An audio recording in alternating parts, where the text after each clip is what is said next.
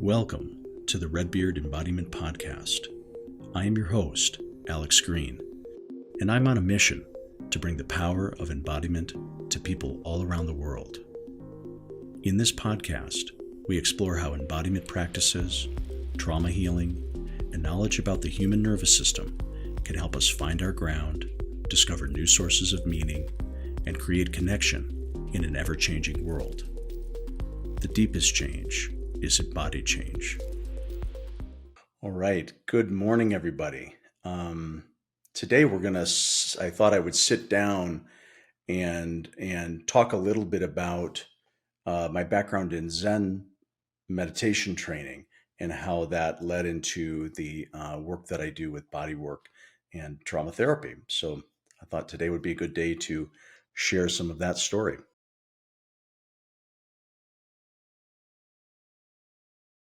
Yeah. So for myself, I got interested in the body well before I ended up doing any kind of work therapeutically as a body worker or as a, as a body worker or somatic worker.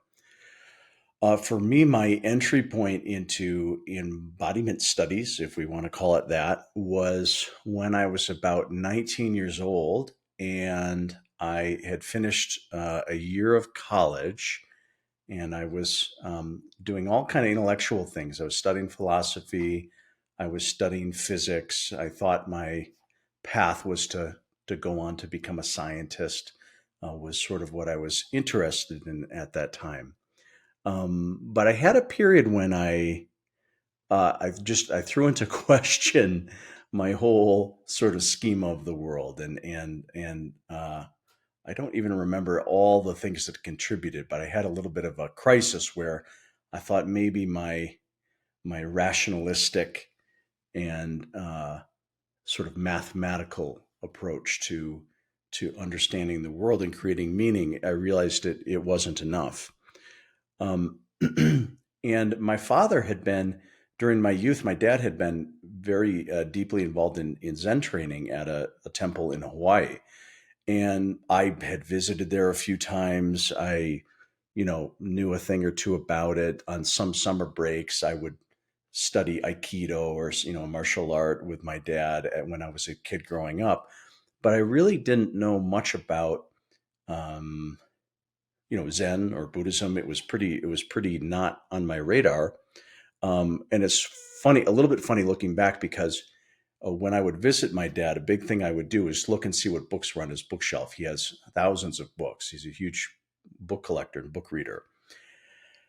And I was very familiar with his books about science, and I had read all kinds of books on physics and biology and things like that. And I sort of had forgotten that about half of his books, like sort of the other half of the shelf, were philosophical texts and texts on Zen and Buddhism and Chinese history and all of this stuff. And it was funny to me that I had never wondered, what that had been about for him. So anyway, after my freshman year of college, I uh, thought, well, geez, I don't think I really know that much about, or I've had a limited view about, sort of interpreting the world and things. And so in a little bit of a crisis mode, I spoke with my dad and I said, hey, what's this Buddhism thing? What's this Zen thing that you've been doing?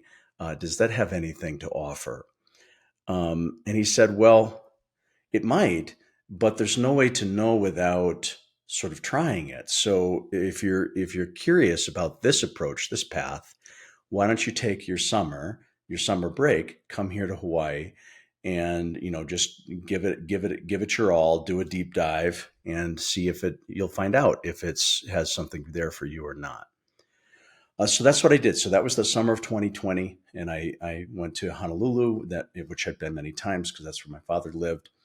And but instead of just having kind of a normal summer break or getting a summer job, which was kind of what I had done before, I first he was my teacher, so we got up every morning at 4:45 and set out the meditation cushions and started practicing sitting.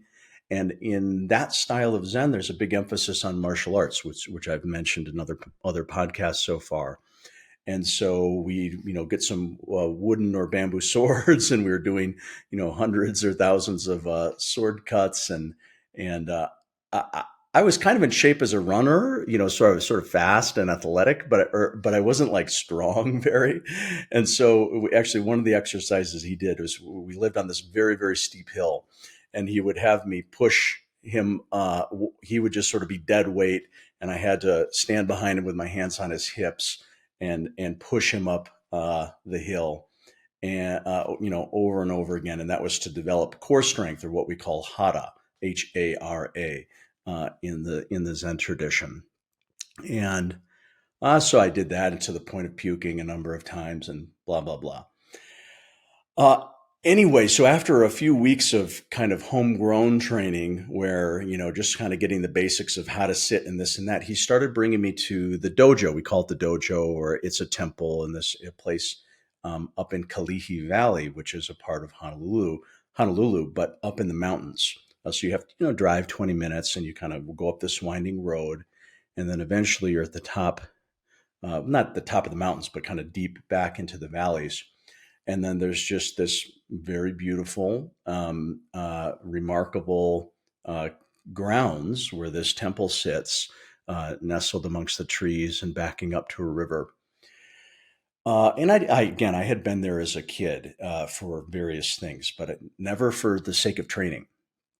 And so he started bringing me there for meditation, for work days. I joined a martial arts class doing kendo and some other things, which I've mentioned previously. And it was intense in the sense that it was physically very demanding for many people. Starting meditation physically, your body has to get used to it. If you join the intensives, like a retreat kind of a program, then you're sitting for many hours. And even if for sitting for an hour or two feels okay, that's a big difference when it's your seventh or your eighth, hour of sitting on a cushion on a given day. Um, and and I found the environment really incredible in terms of the people there. And what I mean by that is, I saw people who were hardworking, who were very tuned in with one another. It was that, there was just a flow to activities, whether it was martial arts, whether it was getting ready for the meals, whether it was cleaning up the grounds as part of the work. And there just were people from all walks of life. There were heavy duty professionals, there were laborers, but it was a place where your title in the outside world, whether you were an executive or traveling in from somewhere, that just completely, when you left that at the door, because in the environment of the training dojo, we were all doing the same thing, which was studying ourselves through body, breath, and posture. Um, and uh, I was really confronted. I had been a person who'd been kind of achieving, but mostly at like the academic level. And my academic self, that didn't get very far, because sort of the concepts of Buddhism and things were not really to be grasped by understanding something intellectually. Buddhism and Zen are about an experiential understanding of oneself, and oneself in connection to the universe, essentially, and with one another. And but so my thinking mind just, kind of kept getting in the way.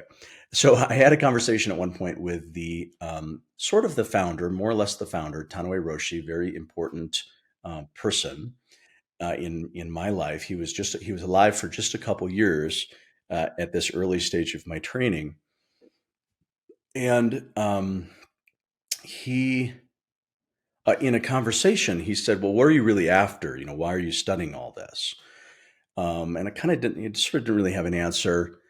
So he answered it for me. He said, "You're after the meaning of life, right? You want the secret to life." And I said, "Well, I had kind of didn't want to admit that because it sounds so cheesy." But he was correct. That is what I was interested in. And he said, "Well, I'll give you a hint. You will, you're not going to find it intellectually. You're going to find it through the refinement of breath and posture."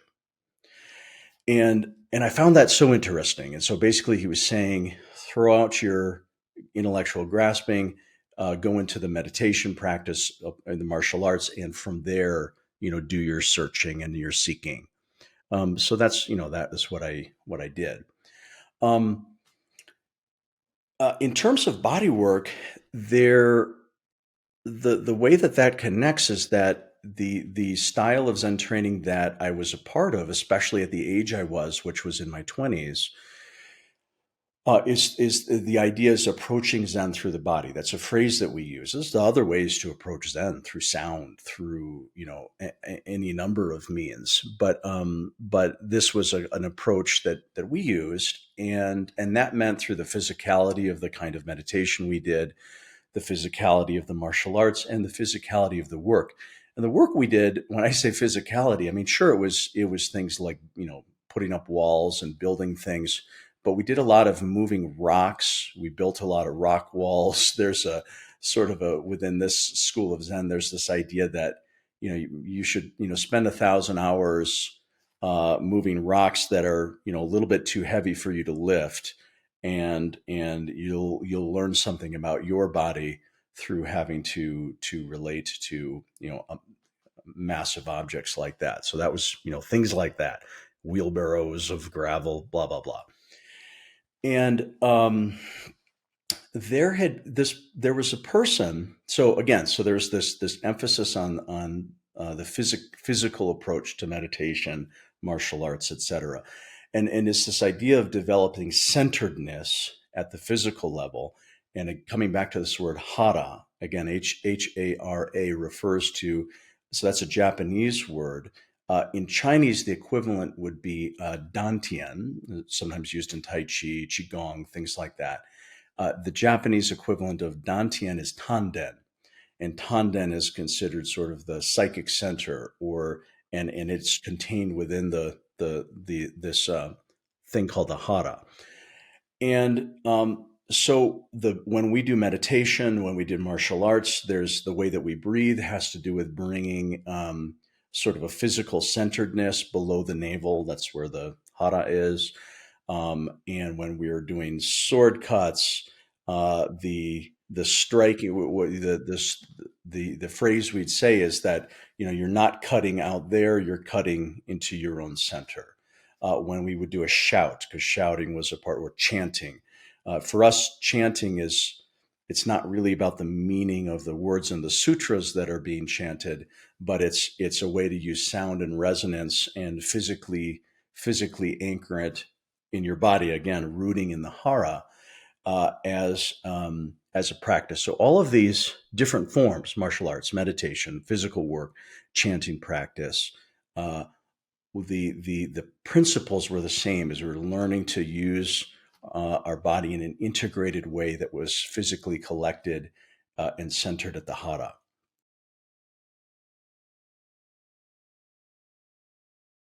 Before my time, there had been a very, I guess, important man who had come through the dojo maybe about 10 or 20 years prior to my time, which is around 2000. So I'm thinking maybe the 80s, something like that. And he was a body worker named Dub Lee. And Dub he was a Mormon. He was originally from Utah, bit successful businessman. He had been in World War II as a vet and seen combat.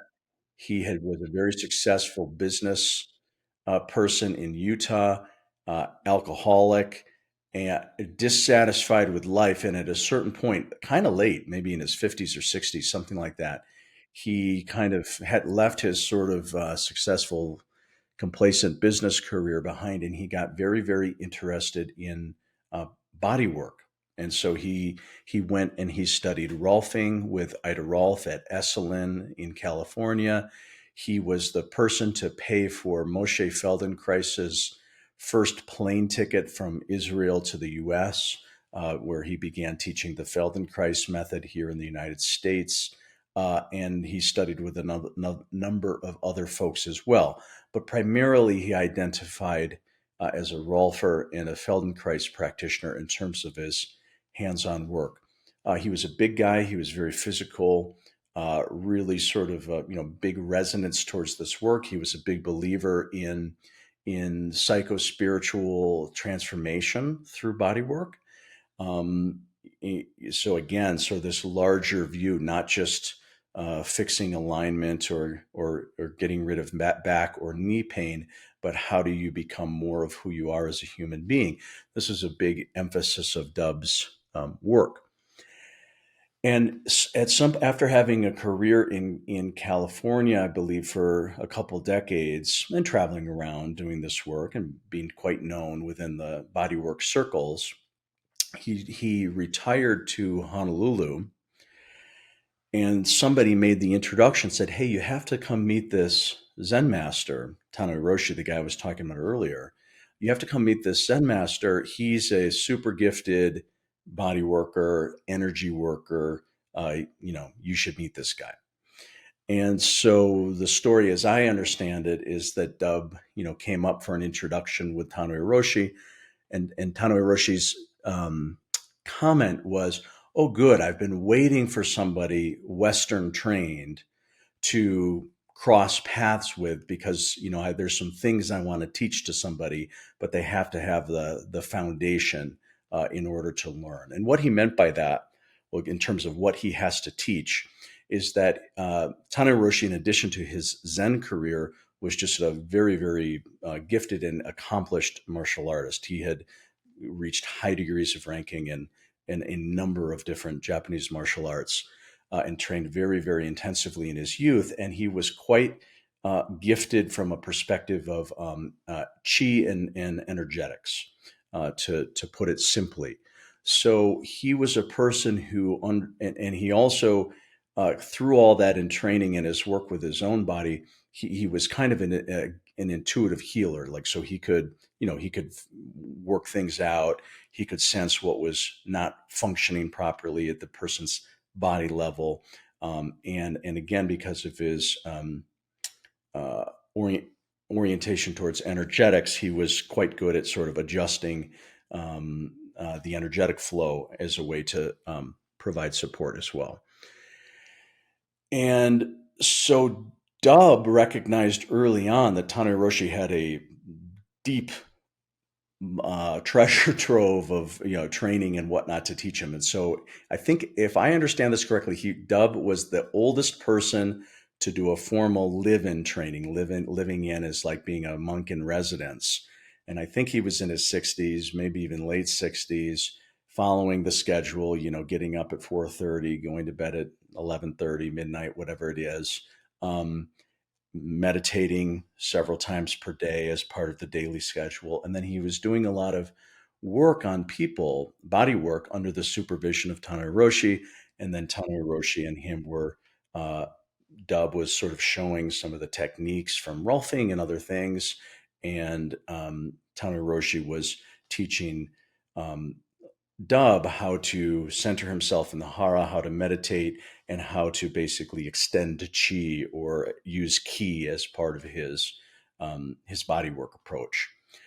The long story after all of this was that this collaboration and this in-depth training was that Dub ended up creating something called Zen body therapy, his own sort of synthesis of work that was combining Rolfing techniques, trigger point bodywork therapy techniques, Feldenkrais manipulation, hands-on work, and perspective techniques, and then also the rooting in the hara and the influence of vital energy or chi coming from the Zen training, what he had learned from Tano Hiroshi, and started teaching that around the world.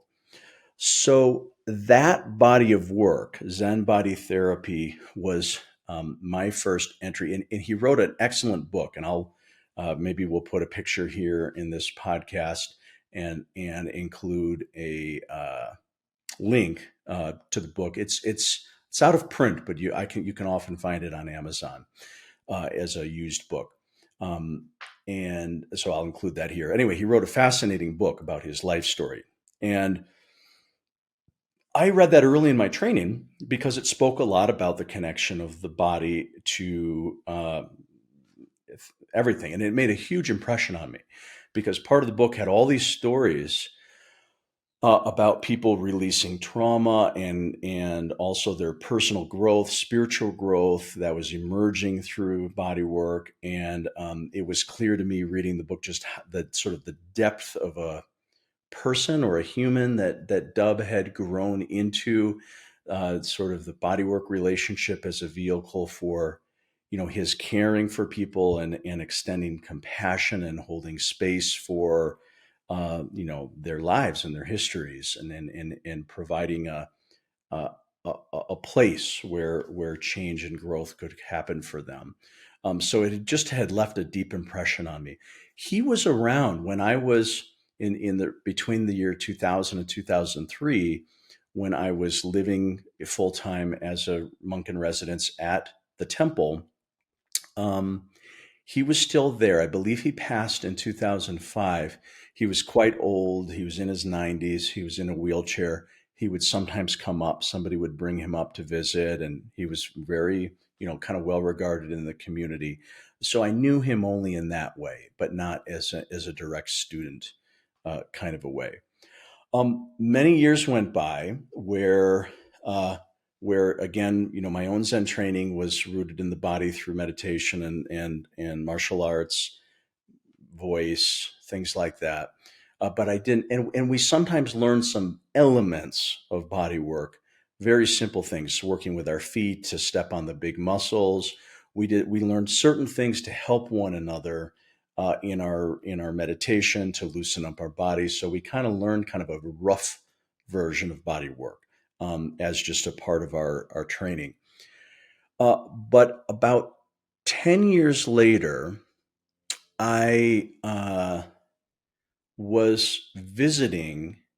I had moved to Wisconsin, and I moved to Wisconsin in 2005 to help my father. So my father ended up buying a piece of land about 45 minutes west of Madison, Wisconsin, for the purpose of developing a rural Zen dojo or a Zen center, which exists today. It's called Chosei Zen, based in Wisconsin. And so I was finishing up my monk in residence training in Honolulu, and I was available, and I had kind of learned a lot of physical skills, carpentry, stuff like that.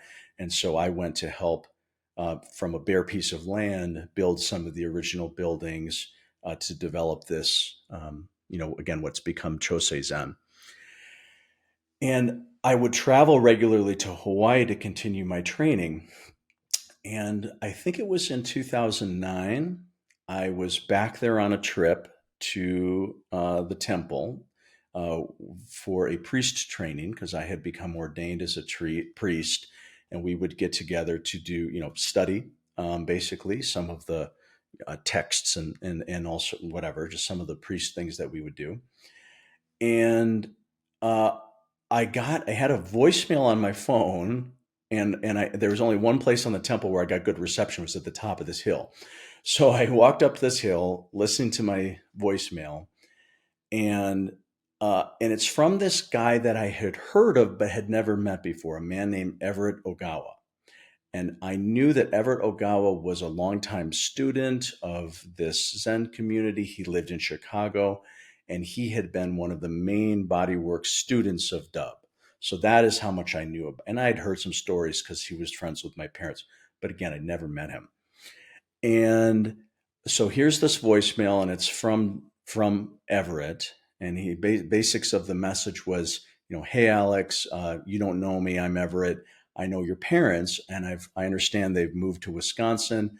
I'm in Chicago. I'm trying to connect with them. Don't have. I found your number on the internet. I'm leaving you a voicemail. Hey, could you give this phone number to your parents and have them contact me? Something as simple as that. And but for me, what was so striking is a funny thing to remember and to share. But uh, I heard the message, and then I replayed it a couple of times because what was so fascinating to me was that the sound of Everett's voice coming through my phone was so striking to me, and there were a couple things about it. One, it was as though his entire body was speaking. So, and then I knew, and I could hear from the sound of his voice that it was sort of rooted in the sound was coming from his hara, the center. And again, I kind of knew how to listen to that because of my own training with chanting, martial arts. We paid a lot of attention to that.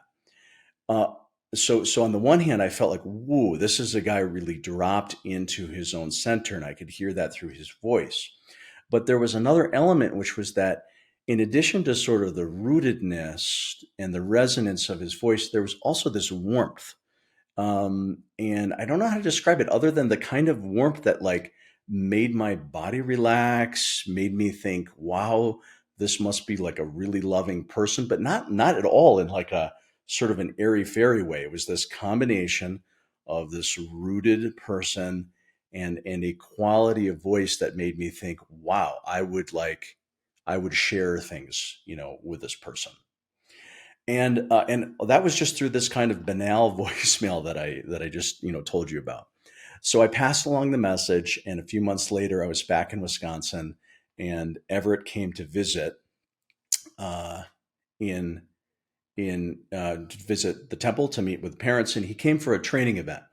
So I met him. We were in this little room getting changed, putting on the clothes that we use for meditation, and he's there and he says, "Oh, hey, I'm Everett." And I said, "Oh, hey." And we just looked at each other. This is the funniest thing. We just laughed for like a little while, just laughed. And the feeling was, at least for me, I never talked about this with him. The feeling was like we knew each other already. We went way back. And I asked him, I said, I know you're a body worker. Do you teach body work? If so, I want to learn from you.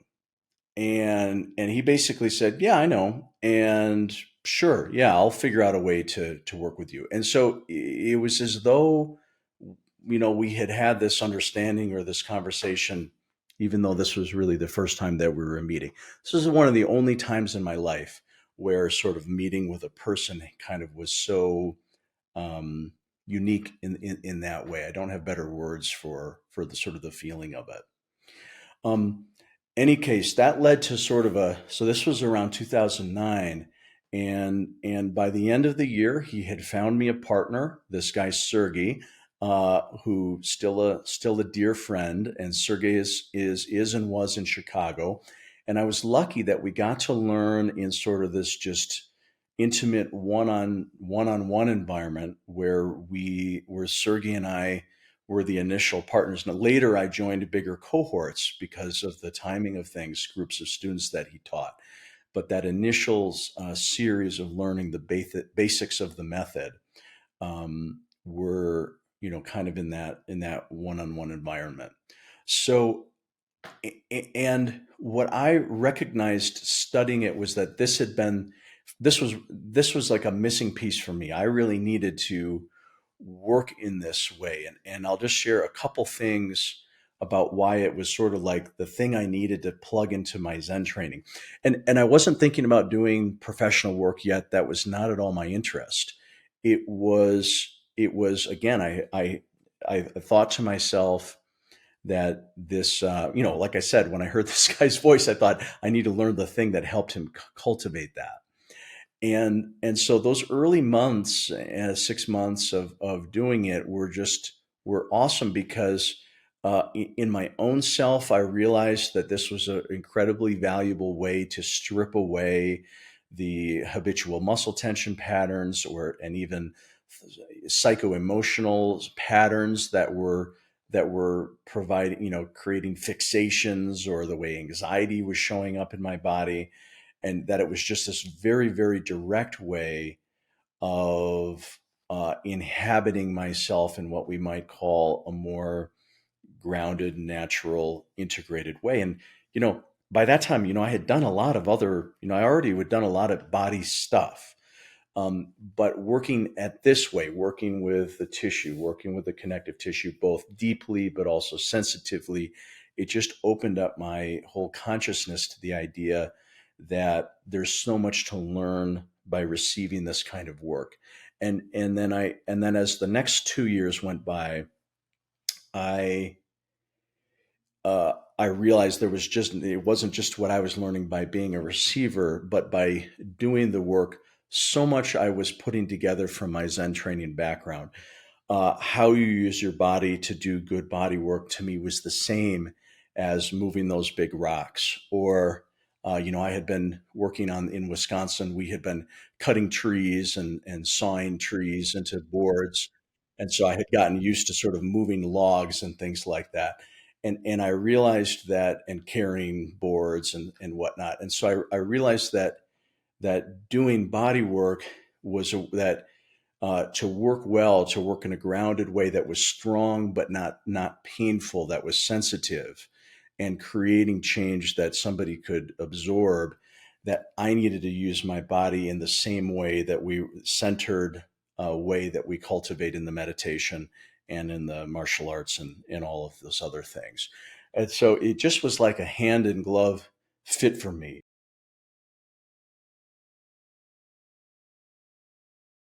And the other thing that I recognized was, I mentioned earlier that so much of what Dub had learned from Tano Hiroshi was the important role of vital energy, or what's called qi in Chinese, or ki, or ki in the Japanese tradition, um, or the same ki that would be in Reiki, for example. What I realized was that body work was in some ways the ideal vehicle or platform for which to study ki, or ki. I mean, there's lots of other ways, don't get me wrong, but there's something very tangible. You work on enough people, you're starting to sense and feel with your own hands what's happening in the organism that you're working with. Not only your hands, but just the being in the room, starting to sort of connect more at the energetic level. And so I'd say for 2 or 3 years, it just was a huge learning for me of taking some principles that I knew from martial arts and Zen, and recognizing that they applied very directly in the therapeutic relationship in terms of sensing, feeling, and helping to create change with folks. And luckily, I realized that the things I had read in the book, Dub's book, all the sort of powerful things that were happening for people, life changes, and getting releasing of traumas, and growing, and re-remembering who they were, and all these kinds of powerful anecdotes. Um, I started to recognize that, yes, that was real, and it wasn't just about him. That was available in my own sessions with people, and that was certainly true for myself as well. Sort of a big growth at this psycho spiritual, emotional, psychological level. So that was the gateway. And after these 3-4 years where I was just studying it, not professionally, but just using it as a personal practice, at a certain point, I recognized this was the work that I wanted to do with clients professionally. And so I had been running another business. It was a woodworking and construction business. I sort of closed it down, sold parts of the business and equipment to some of my employees who kind of realized the writing was on the wall. And they said, "Alex, really looks like your whole passion and heart has shifted towards body work." And so um, and so we moved in that direction.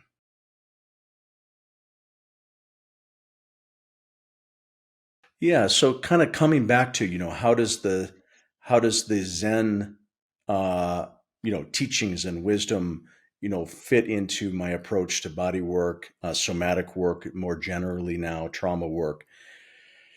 And I guess, a couple things come to mind when I think about that. One of the early things, one of the early lessons that I learned from Tano Roshi is, he said, you know, that it's not about what you do, it's how you be. And in some ways that advice comes up in other traditions too, but very much applies to Zen. It's that it's not what it's not what you're doing, it's not the techniques themselves. They matter, but it's not the techniques themselves. It's who's behind that, who's the person who's delivering. And so in my own approach to body work and somatic work in general, the reason I consider my work just very much an extension of my Zen practice, as a work, arising out of my, commitment to Zen practice as a Zen priest, is that to me it's it's an opportunity to show up for people in the widest and hopefully deepest sense of the word. So I when I'm working with folks, it's not just about what's happening there to the person that I'm working with. When I'm working with folks, it's not just about who I'm that person I'm working with, but my own body posture, presence, concentration is included. And so for me, it's like I can't have an off day because then I'm not doing the work that I'm doing.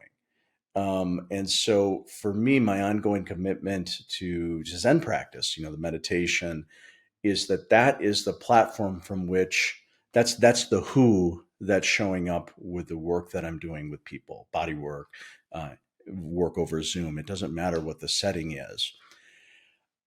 And there's this idea in Zen, a phrase we'll use in martial arts and in Zen in general is this idea of becoming one with, and and and that the whatever it is we do, if we're making a meal for someone or a group, or if we're pouring tea, or if we're really doing anything, an aim of Zen is to become one with that activity, so that there's not a separateness between yourself and the situation that you're involved in. And to me, there's nothing more interesting, there's nothing more compelling, moving than the work of becoming one with another human being. And that's what I think is happening in the therapeutic relationship, is that two people are coming together and there's this oneness. Now we could use a nervous system like regulation, like co-regulation, this idea that my nervous system affects your nervous system and vice versa. So we've got sort of some Western concepts and language for it. But on the Zen side, it's sort of more basic. We don't try to get into the science of it. There's just this idea that um, the essence of me can encounter the essence of you, and out of that meeting of essences and joining can arise sometimes opportunities for growth and change. um, and so yeah, so the idea, so for me, my work, so I used to, even before body work, I loved working with wood and I loved working with trees, and I still love all those things so much. But something that I realized when I had started my bodywork training was that as much as I loved, becoming one with wood, in the projects that I was doing, there was something like infinitely more rewarding about becoming one with people. And so I knew that I had to move into something where that was the focus of the work, was to become one with others. And that's the joy, that's connecting with people's joy and authenticity and their aliveness. That's part of it.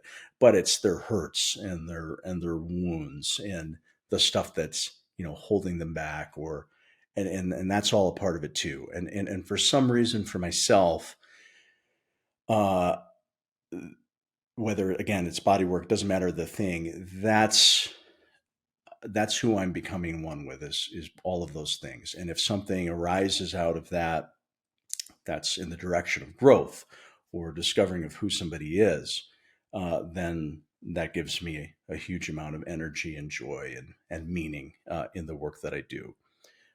So, and there's, I guess I'll quote, there's a phrase from the founder of the Rinzai tradition of Zen. It was this Chinese master Linqi, in Chinese, or Rinzai, uh, translated into Japanese. And he has a famous phrase, which is there is a there's a true person of no rank in the mass of naked flesh, who goes in and out of your facial features, something like that. That's kind of not the greatest translation, but again, there's this true person of no rank in the body. Who goes in and out of the face, day in and day out. Find this person. So it's this idea of who is the um, who is this true person of no rank. In Zen, we'd call that the original nature, or the true self. And so my view in body work and in somatic work is that that's what I'm trying to help connect with and help uncover for the people that I'm working with. Thanks for listening to today's episode of the Red Beard Embodiment Podcast. To learn more, visit us at redbeardsomatictherapy.com or send me an email at alex@redbeardsomatictherapy.com. If today's conversation resonated with you, help spread the word by subscribing and sharing with others. Hope to see you next time.